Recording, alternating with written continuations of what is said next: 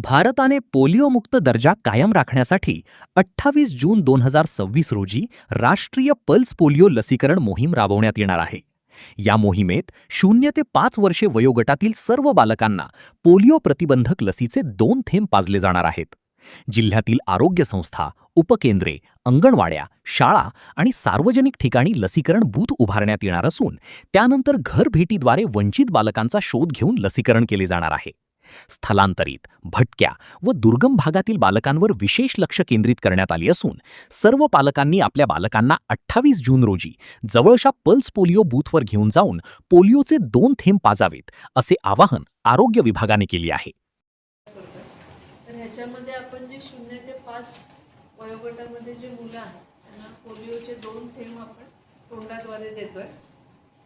तर आपल्या सगळ्या ठिकाणी म्हणजे आपले प्राथमिक आरोग्य केंद्र असू दे, उपकेंद्र आहेत, त्याच्यानंतर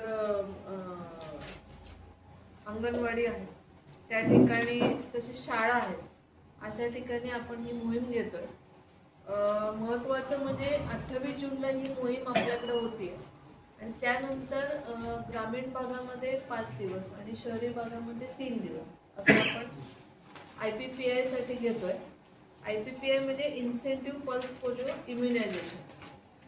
तर ह्याच्यामध्ये IPPI-मध्ये आपण काय करतो, आपले जे आरोग्य कर्मचारी आहेत आणि अशा स्वयंसेविका आहेत तर त्या घरोघरी जाऊन गृहभेटी देऊन एखादं मूल समजा त्या 28 जूनच्या मोहिमेमध्ये सुटलं असेल तर त्यांना घरोघरी जाऊन ते मूल आपण फाइंड आउट करतो आणि लगेच आपण तिथे त्यांना पोलिओ डोस देतो.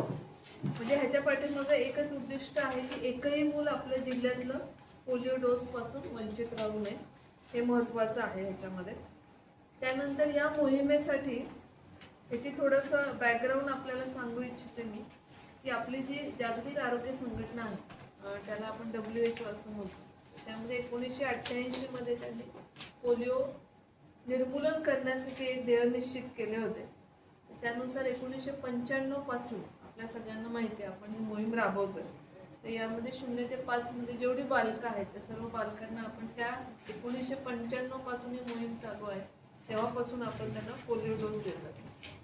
तर ह्याच्यामध्ये सांगण्याचं एक महत्त्वाची गोष्ट अशी आहे की 13 जानेवारी 2011 पासून आपल्या आजपर्यंत पूर्ण ह्याच्यामध्ये आपल्याला एकही पोलिओचा रुग्ण मिळालेला नाही 2011 पासून.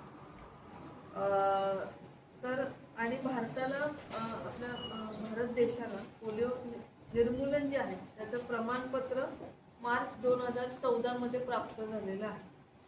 आणि त्याच्यामध्ये महत्त्वाचं म्हणजे आपल्याला ज्या राज्यस्तरावरून सूचना प्राप्त झाल्या तर ते 26-27 हे जे आपलं वर्ष आहे त्यामध्ये 28 जून 2026 मध्ये राष्ट्रीय पल्स पोलिओ लसीकरण मोहिमेअंतर्गत आपल्या पूर्ण महाराष्ट्र राज्यामध्ये सर्व जिल्हा परिषद आणि शहरी भागामध्ये हे मोहीम आपण राबवतोय पूर्ण महाराष्ट्र राज्यामध्ये.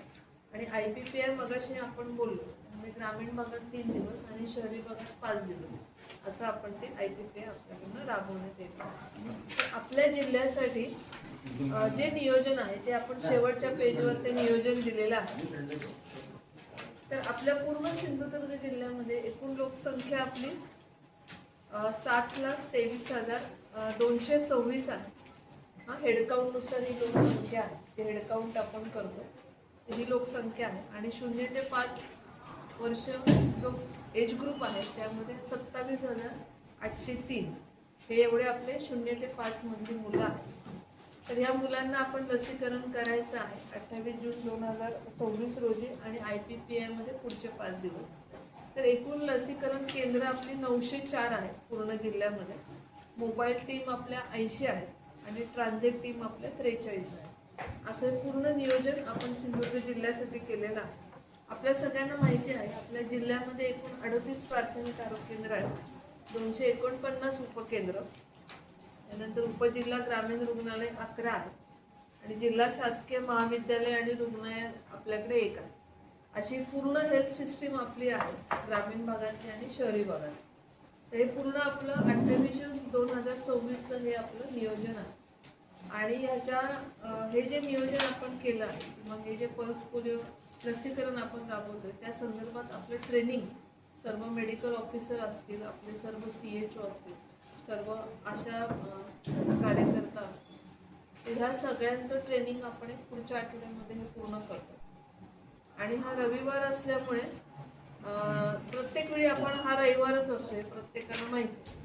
त्यामुळे याची पूर्वतयारी, याचं ट्रेनिंग आणि त्या दिवशी पूर्ण मोहीम आपल्याला जी पूर्ण करायची आहे त्या संदर्भात सगळ्यांना कालच THO जे आपल्याला माहिती आहे आरोग्य समितीमध्ये सर्व THO आले, त्यांना पण याच्या बाबतीत आपण सूचना तशा दिल्या गेलेल्या आहेत. तर हा एक विषय आपला आजचा प्रेस कॉन्फरन्सच्या निमित्ताने हा पहिला विषय आपण इथे घेतलेला आहे.